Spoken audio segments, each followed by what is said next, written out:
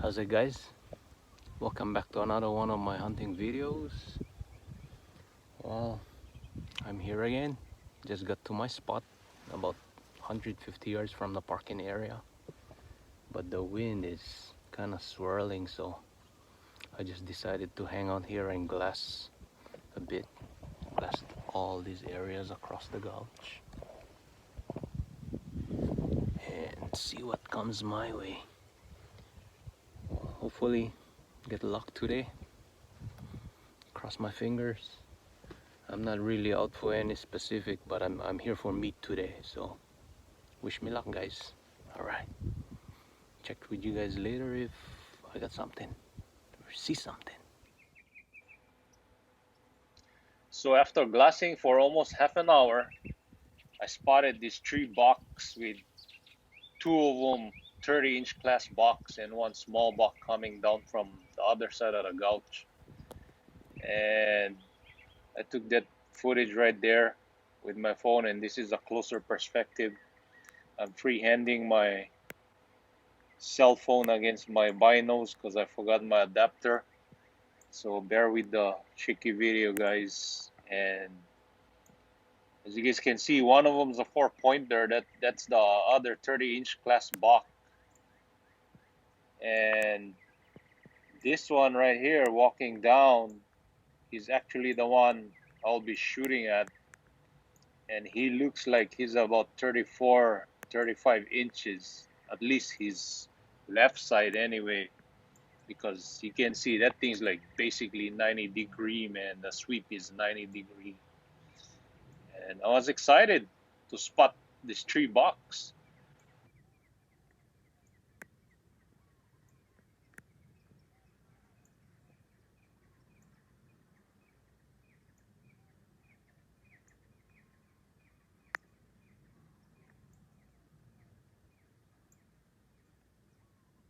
With all this excitement of seeing trophy class bucks on this day, I was actually hoping that they would fit across and come within shooting range of my bow.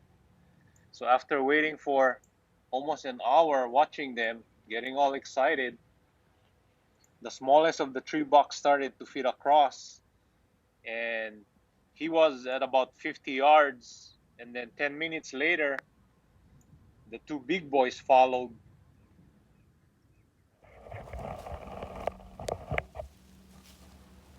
So patiently waiting, I was starting to pre-range some of the spots that I would think they would come to, and then the smallest of the big bucks actually fed as close as 32 yards, and then the buck I will be shooting at was at 42 yards, and the 4-pointer was in the trees at about 60, 65.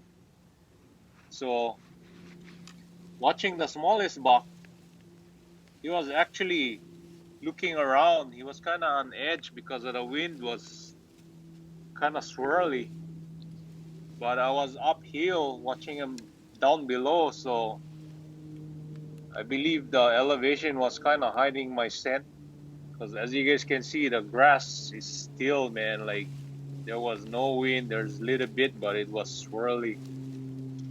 With the wind swirling and that little buck being on edge, and with the opportunity of trying to harvest a trophy class buck with my bow, I wasn't gonna let this chance pass by. So I decided to take this frontal semi-quartering 2-shot at 42 yards, and we'll see what happens.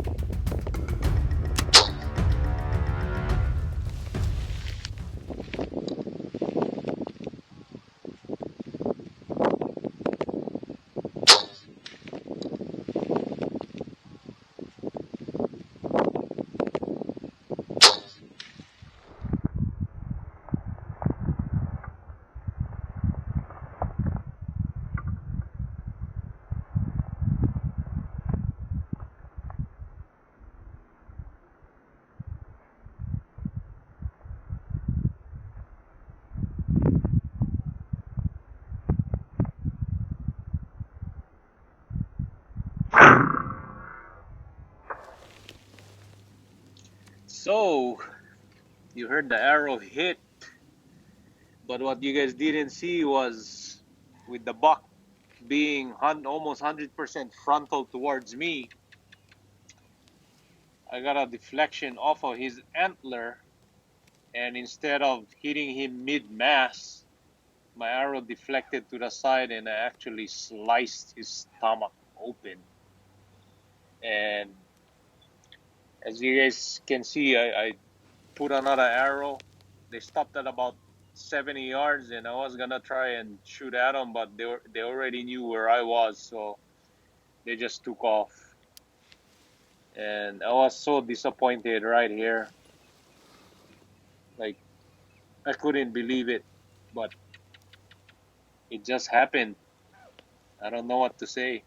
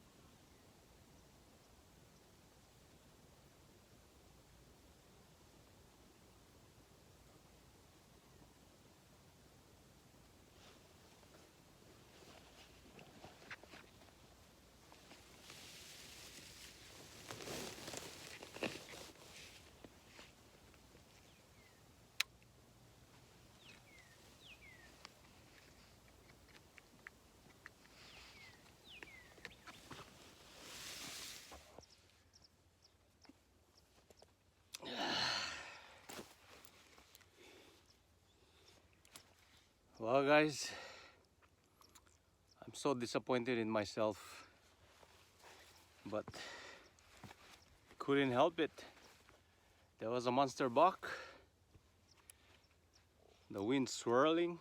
That small buck was about to make out what I was. He was looking up and down and looking towards my way, so I had to take that shot. I was trying to slip it in between the shoulder blade and the body, and I was actually aiming at him because he was almost 100% facing me, but I was trying to slip it between the shoulder blade and the rib cage, hoping to get it in there, because I'm using rage and I trust that wide cuts on every frontal shot. I trust that wide cuts, but he may have moved a little because I think I hit his antler, and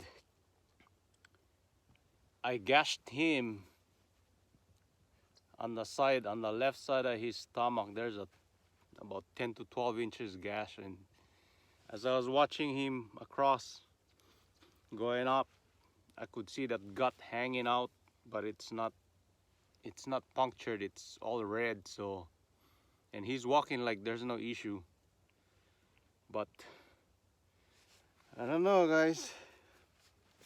Looks bad. I'm gonna give him some time, and I probably will go check out the arrow and see.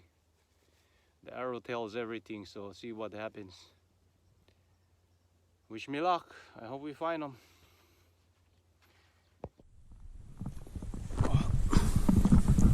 You can see my arrow, guys.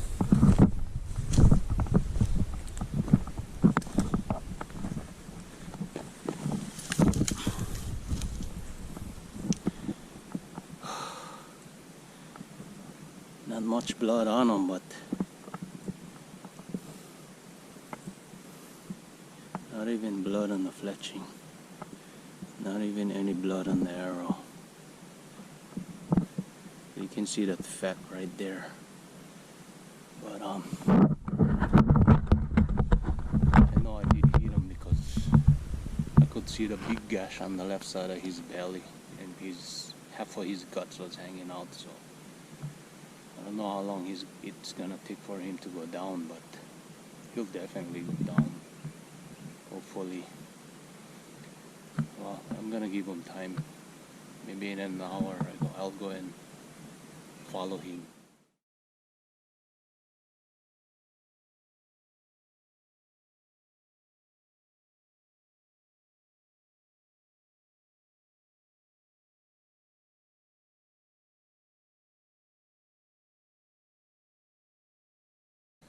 Well, I had to come back to the truck. If you go hunting, don't forget to bring your flashlight because you could go recover in the dark. So I had to come back to the truck. Well, it wasn't too bad. I was only 150 yards from where I shot that buck, but before I went and recover, I realized that I'm missing my flashlight, so I had to call reinforcements. So here she is with my flashlight. My daughter.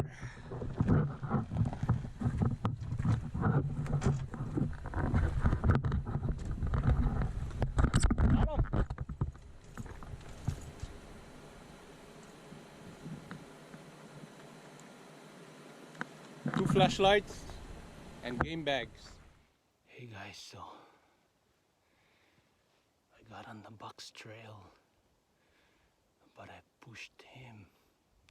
He's now heading up that ridge up there. So I don't know, he looks like he's not wounded, but I was looking at his gash. The guts are not popped or anything, it's just red hanging. So I just opened up his skin and the guts just came out, I guess. Oh man, that was a bad shot. But I probably will have to back off. It's gonna get dark soon in maybe about half an hour more. So I'll back off and I'll come and grid search on the flat of that ridge tomorrow. But oh man, I hope I find him. He's a tank, guys. But yeah, he just went over that ridge. Let me take some footage of him.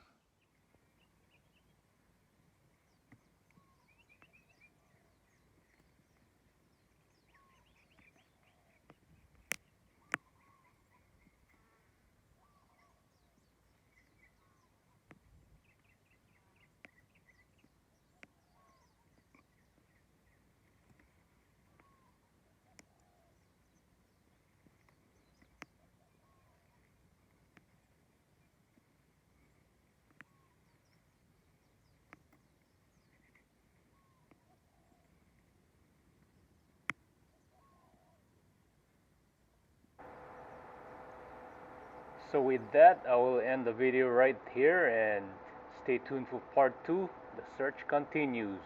Alright.